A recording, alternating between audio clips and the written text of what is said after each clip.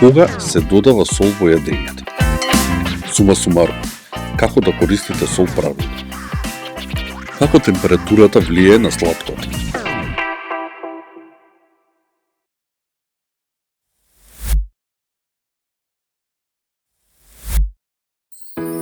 Оваа епизода е поддржана од Тонери Мак. Едноставно решение за вашиот принтер. Здраво дечки, добродојавте во Гастроклуб. Ова е втората епизода од нашиот серијал Гастро 5. Во претходната епизода започнавме со првото и секако најбитното, а тоа е вкусот. Денес продолжуваме на истата тема. Солено. Тоа е тајната на совршено зачинето јадење. Солта е најважниот зачин во кујната. Значи, без неа, храната едноставно нема да има вкус, но солта не е само прашање на вкус.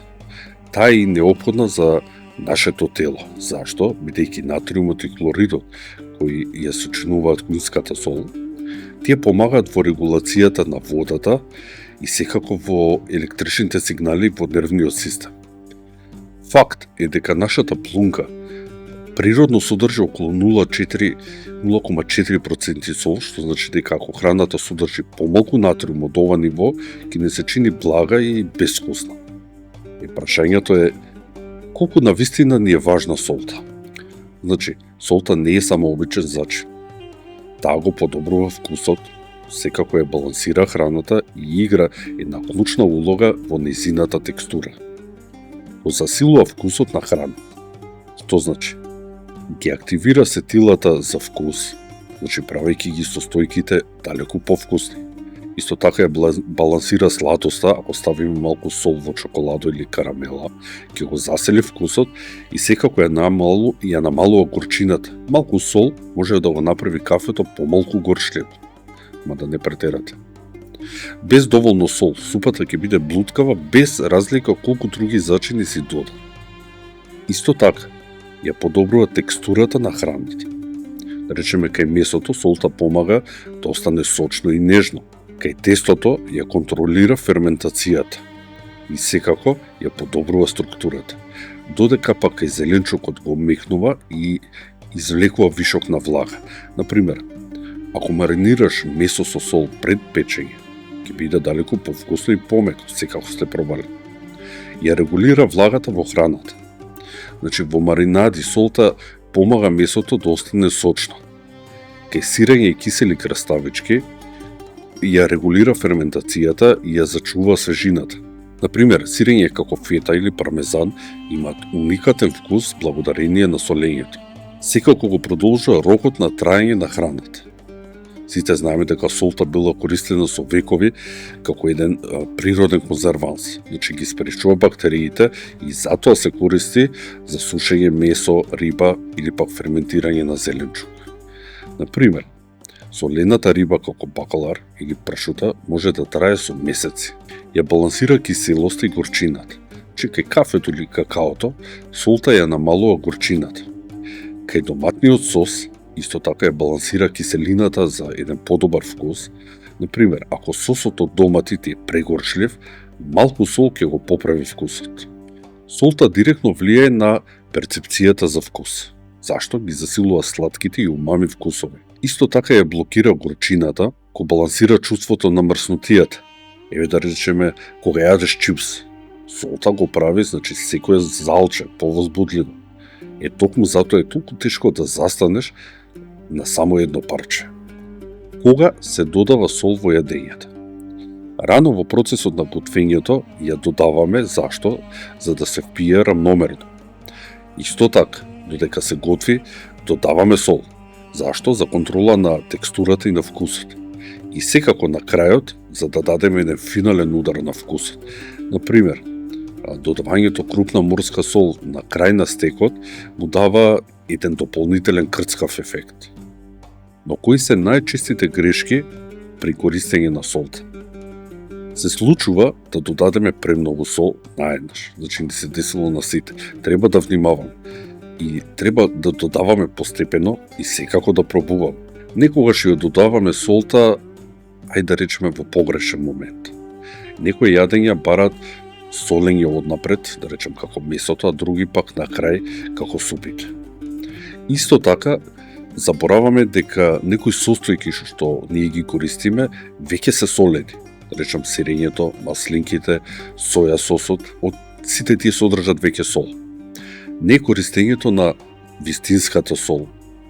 Иако кај нас не знам дали има по маркетите, не сум видел, но доста готвачи низ светот што ги следам ја преферираат кошер солт, која за нив е подобра за месо, а морската сол пак за една завршна вкусна нота. Не солењето на тестенините и ориз додека се варат. Исто така може биде проблем. Солта треба да се додаде во водата за да навлезе внатре. Иако доста готвачи кои ги следам не стават сол при варењето, а јас лично користам лимон кога варам тестени. Сега, дали е тоа точно или погрешно, ќе видиме. Секако во нареден период ќе поканиме наши готвачи во подкастот и ќе го поставиме ова како прашање. А вие можете да го кажете вашето искуство во коментарите. Како да го поправиме пресоленото јадење? Кога се работи за супи и чорби, едноставно, додаваме вода или пак незасолен бујон. Кај сосовите додаваме млеко, павлака или пак малку шекер за баланс. Кога имаме месо, можеме да го сервираме со нешто благо, пере, ориз или пак леп. Кај зеленчук пак додаваме нешто незачинето за да го разреди вкусот. И да повториме, значи солта е тајната на вкусната храна. Го засилува вкусот, помага во текстурата и влагата, спречува расипување и секако ја балансира киселост. Следниот пат кога ќе готвиш, пробај да додадеш сол во различни фази и сам да видиш како се менува вкусот. Така најдобро се учи, нели? Но дали постои разлика помеѓу видовите на сол? Технички гледано солта е сол, значи без разлика на брендот, составот на сите видови сол е ист, околу 39% натриум со 60% хлорид. Па ако хемиски се идентични, зошто некои соли чинат многу пари, а некои пак чинат неколку денари? Одговорот е во големината и формата на кристалите. Значи кристалите може да бидат некакви густи коцки, деликатни снеголки или пак кршливи пирамиди. Физичката структура на солта значи влијае врз нејзината употреба, вкус, а секако и врз цената. Да започнеме со јодираната сол. Дали треба да ја користите? Јодираната сол или пак кунската сол е најчесто присутна во домаќинствата. Има едни компактни густи кристали што се раствараат далеку побавно. Што ја прави јодираната сол така посебна?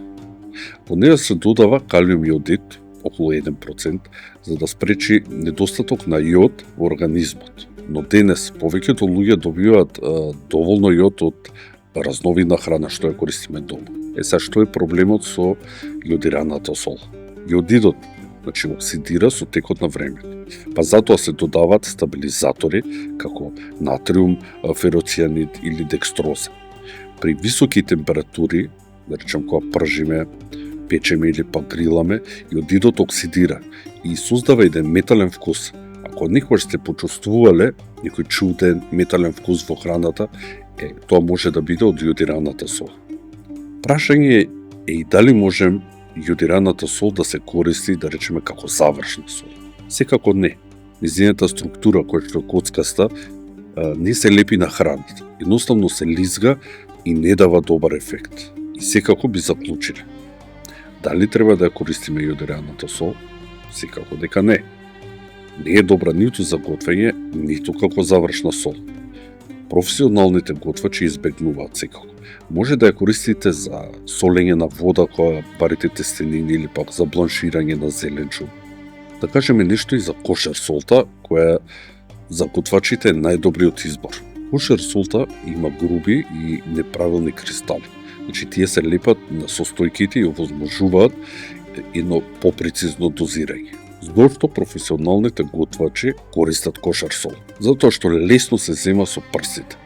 Значи имаш подобра контрола врз зачинувањето. Не содржи јод, значи нема метален вкус и е идеална за месо поради тоа што ја подобрува текстурата и секако далеку го подобрува вкусот. Различните брендови имат различни големини на кристали. Ако се навикнете на еден бренд, а потоа преминете на друг, можете да нарушите вашата прецизност во зачинувањето. Дали треба да користите кошер сол? Да, најдобриот избор за секојдневно зачинување. Лесна е за земање, не содржи јод и овозможува далеку попрецизно дозирање. Морска сол. Дали е различна од кошер солта? Морската сол и кошер солта често се мешаат, бидејќи нивниот изглед, форма и секако текстура се слични, но дали е секоја морска сол навистина посебна? Дали морска сол е стандарден термин? Значи не постои официјален стандард за морска сол. Секој производител може да ја нарече својата сол морска, без разлика на потеклото. Квалитетот на морската сол доаѓа од големината и секако од обликот на нејзините кристали. Најдобра морска сол за завршно зачинување е Fleur de Sel, една француска сол, значи збориме за една сол која е рачно собрана од солените лагуни во Франција, има деликатна и крцкава структура. И секако побрзо се раствара и ја збогатува храната со минерали. Прашањето е дали треба да ја користите морската сол за секојдневно готвење. Подобар избор би бил кошер солта доколку ја имате и можете да ја набавите. За завршно зачинување, Fleur de Sel е врвен избор, но многу кошта ја нема. Избегнувајте комерцијални морски соли. Тие не се разликуваат од обичната сол, освен по цената. Хималајската розова сол, дали е маркетинг или пак вистинска вредност? Хималајската сол доаѓа од руни во Пакистан. Замисли во Пакистан. Та има една розова боја, а таа е резултат на железен оксид. Дали хималајската сол е поздрав? Па не. Значи минералите се присутни во толку мали количини што не прави значајна разлика за нашето здравје. Дали вреди да користите хималајска сол? Ако ви се допаѓа структурата и бојата, значи слободно користете. Но ако ја купувате за здравствени придобивки, тоа е маркетиншки трик. Сума сумарум, како да користите сол правилно? Јодираната кујнска сол не е добар избор. Користете кошер сол за секојдневно зачинување, секако доколку можете да ја набавите. Користете морска сол за завршно зачинување. Обоените соли изгледаат интересно, но немаат посебен вкус. Хималајската розова сол не е минерален додаток. Тоа би било замена за кошер сол на Балканот. Кошер солта најчесто се користи во професионалните кујни затоа што рековме има поголеми груби кристали, не содржи адитиви или јод и лесно се контролира при послување со рака. На Балканот таа не е често достапна под истото име, но има неколку добри алтернативи, да речеме морската груба сол. Значи, крупната морска сол, која е најблиску по текстура и вкус, има чист состав, без адитиви, лесно достапна во маркетите и одлична за суво маринирање на месо, на риба. Сега еден совет. Ако рецепт бара кошер сол, а ти користиш морска, значи пробај прво со 3/4 од количината. Зашто? Бидејќи морската груба сол често е посолена по тежина. Нерафинираната камена сол. Таа е достапна под имиња како средна или пак крупна сол. Нема јод, значи има природни минерали и е идеална за готвачи кои сакаат поприродна сол. Не се препорачува како директна замена фината јодирана сол, значи кујнската сол. Рековме, многу е посолена и ако ја користиш наместо кошер, користи околу половина од количината што ти е наведена во рецептот. Ако готвиш професионално и сакаш да имаш исти резултати како рецепти од странските извори, тогаш најдобра е крупната морска сол без адитиви. Препорака за замена, односно за дозирање. Ако во рецептот пишува една лажица кошер сол, тогаш користи 3/4 лажица морска груба сол или половина лажица јодирана сол. Ако пишува една лажица фина сол, користи 1,5 лажица кошер сол. Секогаш пробај солта што ја користиш. Значи секоја има различна моќ, зависи од текстурата и секако чистотата. Благо, тајното оружје во сите солени јадења. Шекерот и засладувачите, значи не се само за десерти. Тие може да бидат еден невидлив зачин кој ќе избалансира и ќе ја подобри таа една вкусовна хармонија во сите солени јадења. Сладкиот вкус игра клучна улога во гастрономијата и секако може да помогне во заокружување на целокупното вкусно искуство. Зошто сладкиот вкус ја заокружува храната? Нашето непце бара многу повеќе молекули на сладост за да ја регистрира во споредба со другите основни вкусови. Поради ова, мала количина на шекер или пак некој сладок елемент во соленото јадење може да создаде балансиран и еден заокружен вкус, без да направи премногу благо. Например, во азиската кујна во пражениот зеленчук често се додава малку шекер заедно со солта. Ова не го прави зеленчукот благ, туку ги балансира вкусовите. Сладкото може да биде јин на друг вкусен јак, но сејки иначе едно неравнотежено јадење во хармонија.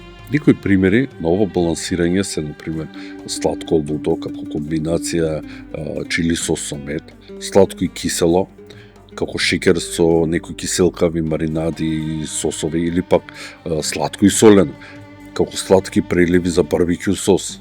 Но зошто шекерот се користи во саламурите и маринадите? Ако месото се маринира само во солена течност, значи може да предизвика едно непријатно жарење, значи на непцето. Малку шекер што ќе додадете ќе избалансира таа соленост и ќе создаде еден попријатен вкус. Затоа да речеме сланината и шунката имаат благ вкус, шекерот ја балансира таа интензивна соленост. Како температурата влијае на сладкото? Како и со другите вкусови, шекерот е поинтензивно перцепиран кога, да речеме, храната е топла отколку кога е ладна. Да речеме, сладоледот е премногу ладен, нема да можеш целосно да ги почувствуваш тие негови суптилни вкусови што ги има. Правилната температура во сладките јадења, значи е клучна за целосно доживување на вкусот. Кога чоколаден десерт е млак, чоколадото има еден поинаков побогатов вкус отколку кога е ладен. Заклучиме, благото не е само за десерти. Малку шекер во солените јадења создава еден совршен баланс на вкусовите. Сладкото може да неутрализира киселината, соленоста и лутината. Температурата има огромна улога во перцепцијата на сладост. Следниот пат кога ќе готвиш, пробај. Значи, пробај да додадеш малку сладок елемент во сосови, маринади или салати и ќе видиш како тоа го менува вкусот. Кисело. Тајната состојка за освежување на јадењата. Киселите состојки можат драматично да го подобрат вкусот на многу јадења, значи подигнувајќи ги од просечно на едно врвно ниво. Најчести киселини, односно кисели состојки во готвењето се оцетите, да речеме јаболков, балсамико, оризов, белвински оцет, исто така цитрусни плодови, кои што се лимон, лимета, портокал, белото вино, особено сувите бели вина, и верџусот, тоа е кисел сок од неузреано грозје или пак некои други овошја. Верџус е посебен по тоа што не содржи алкохол, што му дава една уникатна киселост и еден комплексен вкус, различен од традиционалните оцети и сокови од цитруси. Тоа е кисел, но благ сок кој е направен од незрели зелени грозија, понекогаш и од други незрели овошја, да речем како јаболки или пак сливи. Името доаѓа од францускиот верџус, што значи зелен сок. Без алкохол, за разлика од некој оцет или пак вина, понежен и посладок од оцетот, но сепак дава една пријатна киселост. Се користи во гастрономијата за салатни дресензи, каде што оцетот би бил премногу остар, значи исто така готвење риба, пилешко, зеленчук, деглазирање на тавик, како што правиме со вино, или пак замена за лимон и оцет кај луѓе кои што се чувствителни на киселини. Се верџус на Балканот дали постои, што јас знам, на Балканот не е многу познат комерцијално, не знам, но понекогаш го произведуваат винариите, да речам особено за некои гастрономски цели. Може и да се направи дома, значи од незрело грозје, исцедено, процедено, значи со кратко пастеризирање. Слични производи би биле сок од незрели јаболки. Тоа е добра замена. Исто така благ јаболков оцет плюс вода, со што можеш да направиш една, да речем, приближна замена, пола-пола. Исто така светло-бело вино со лимон, ако не ти пречи алкохолна компонента. Ако сакате домашна замена за верџус, Тогаш ставете 1 дел благ јаболков оцет и 1 дел вода, половина лажичка мед по желба за баланс и мешајте. Користете го како што би користеле верџус, особено кај јадење каде не сакате некоја нагла киселина. Киселината е како невидлив зачин. Значи, како што солта и шеќерот можат да го заокружат вкусот на јадењето, значи, без да бидат очигледни, така и киселината може и треба да се додава, значи, во речиси секое јадење. Дури ако не сакат изразен кисел вкус, само неколку капки можат драстично да го освежат и секако да го избалансираат вкусот. Малку лимонов сок, да речем во чорба или пражено месо, ќе го направи вкусот посветол и побогат. Зошто киселината е важна во масни или пак тешки јадења. Маснотиите додаваат богатство и еден пријатен слој на непцето, но можат да го намалат интензитетот на другите вкусови. Додавањето киселина, значи ја сече таа маснотија и овозможува посуптилните вкусови да испливаат на површина. Затоа, да речеме, лимонов сок се додава во богати јадења, да речем како пилешко со путер или пак сосови со крем. Ако правите крема сос со путер, пробајте да додадете неколку капки лимонов сок на крај. Значи ќе добиете многу полесен и побалансиран вкус. Кои се најдобрите кисели состојки? Значи за едно финално зачинување. Белвински оцет, лимонов сок, лимета сок. Овие состојки може да се користат како солта во многу мали количини за да го подобрат целокупниот вкус и балансот на јадењето. Значи додадете неколку капки оцет во, да речеме, зеленчукова супа пред сервирање. Вкусот веднаш ќе стане побогат. Практичен совет. Користење киселина како завршна нота на вкусот, за да се навикнете да користите оцет или пак други киселини како зачин. Значи јас препорачувам да чувате мало стаклено некој шишенце со пипета покрај шпоретот. Да биде наполнето со белвински оцет или пак некој оризов оцет. Експериментирајте со додавање на неколку капки во секој јадење, кој ќе стекнете повеќе чувство како киселината може да го подобри вкусот, дури и кога е додадена во мали или речиси невидливи количини, тогаш ќе видите колку е подобро. Горко, поценетиот вкус кој носи длабочина и една комплексност. Човечкото непце е многу чувствително на горчливите вкусови, бидејќи тие често се поврзуваат со природни отрови, со опасност. Но горчливиот вкус игра една клучна улога во гастрономијата. Зашто? Помага да се прочисти непцето, додава баланс, додава длабочина и една комплексност на многу јадења. Горчината често се користи за ресетирање на непцето, како едно интермецо, значи за балансирање на сладоста и за сечење на маснотиите. Горчливиот вкус како баланс на сладкото. Одличен пример за ова е додавањето на хмелј во пивото. Секој што пробал неферментирано пиво, пред да се додаде хмелјот, знаеме дека тоа е прекумерно благо и брзо заморува. Хмелјот се додава за да избалансира таа сладост од житариците. Создава покомплексен и попријатен вкус. Исто така, темното чоколадо е попривлечно со малку горчина. Значи, тука е балансира сладоста и така создава еден подлабок вкус. Сигурно знаете дека горчливите лисија сечат маснотијата. Богатите јадења често се комбинираат со некои горчливи лиснати зеленчуци. Овие не само што додаваат свежа, некоја крцкава текстура, туку и ја сечат маснотијата и секако спречуваат јадењето да биде онака премногу тешко. Затоа, горчливите лиснати зеленчуци често се комбинираат со богати сирење или пак солени меса. Нејзината природна горчина ќе направи едно освежување на вкусот. Јадењата што добро се соединуваат со горчливи состојки, кои се тие.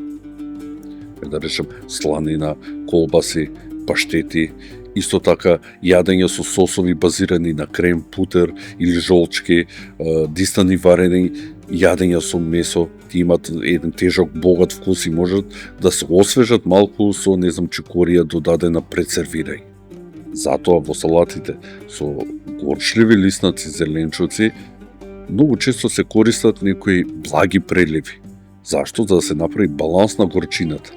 Масните сирења, речем за кремаста текстура, солени меса за еден дополнителен вкус, комплексност.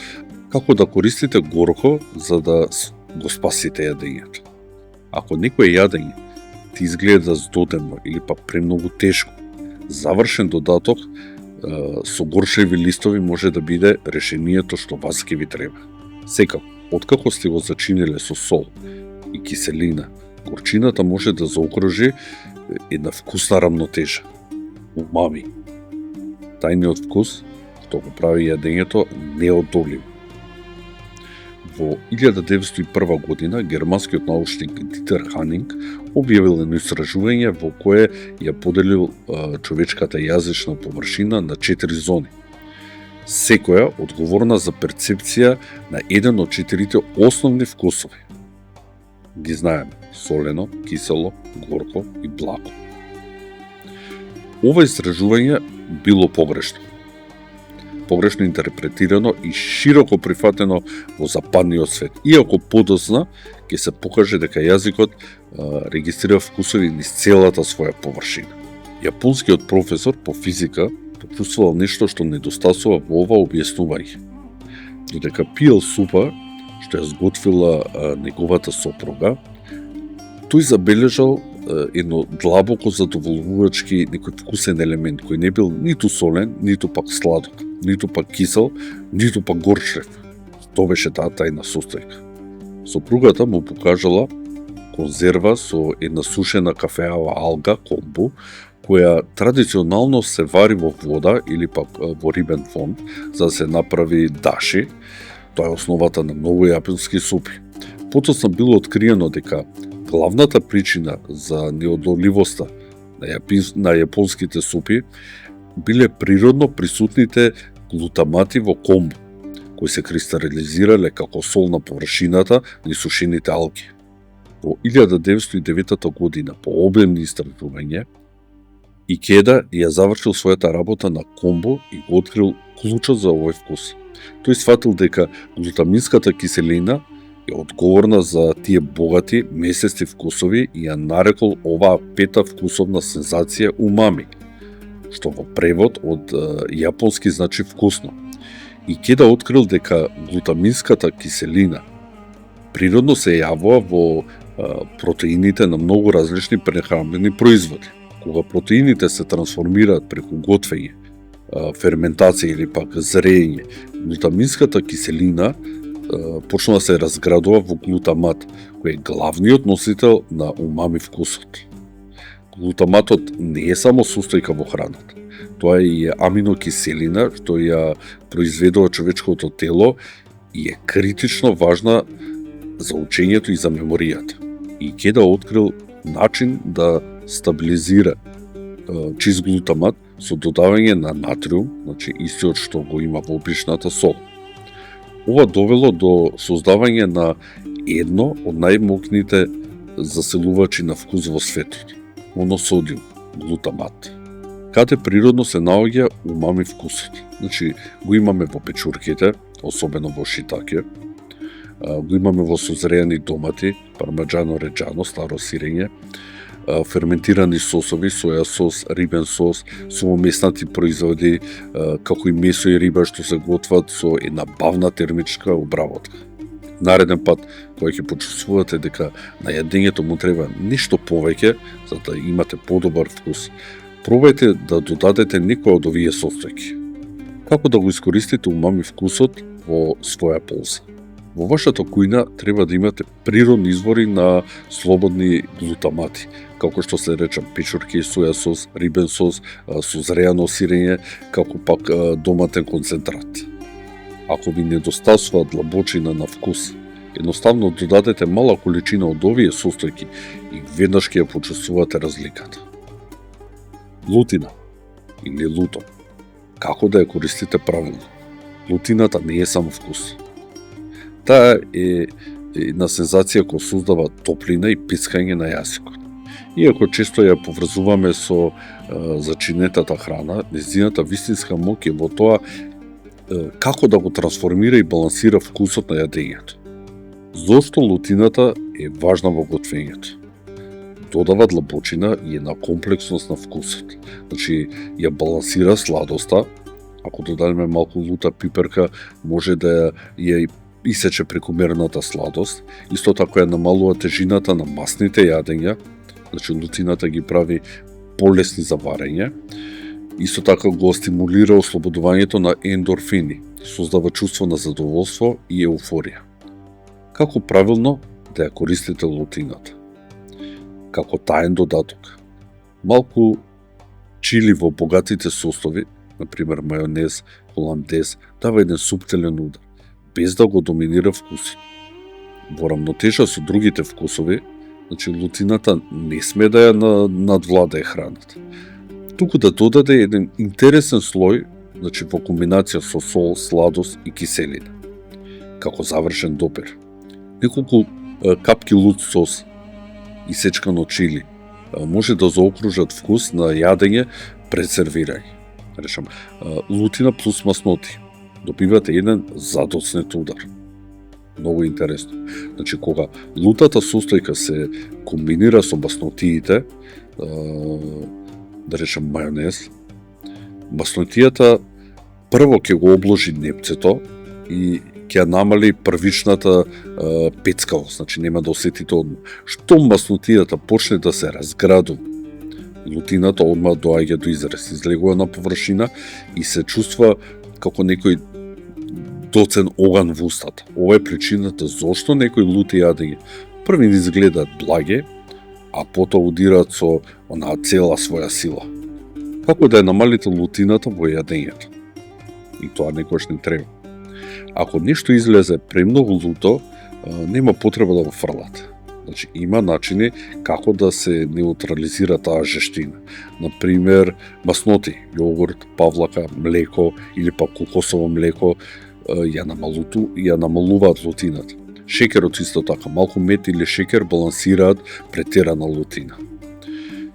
Киселината, лимонов сок или оцет може да ублажат таа жештина. Или пак скробот, ориз, леб, варен компир абсорбираат дел од лутината. Ако пробувате многу лута храна за прв пат, почнете со мала количина и бидете внимателни. Значи, не се потпирајте на првиот залог, бидејќи лутината може да дојде со задоцнување. Како најдобро да ја искористите лутината? Дојдете постепено и пробувајте го вкусот. Значи, користете за да избалансирате сладоста и секако маснотијата. Ако нешто е премногу луто, пробајте со млеко, шекер или скроп. Не мора секое јадење да биде пеколно. Значи, малку лута пипорка може суптилно да го подигне вкусот без да доминира. Во следната епизода продолжуваме да зборуваме за вкусот, плюс аромата, плюс текстурата, како и најбитно, X факторот во готвењето. Следете го Гастроклуб за повеќе епизоди од серијалот Гастропет. Поздрав, дечки, се гледаме.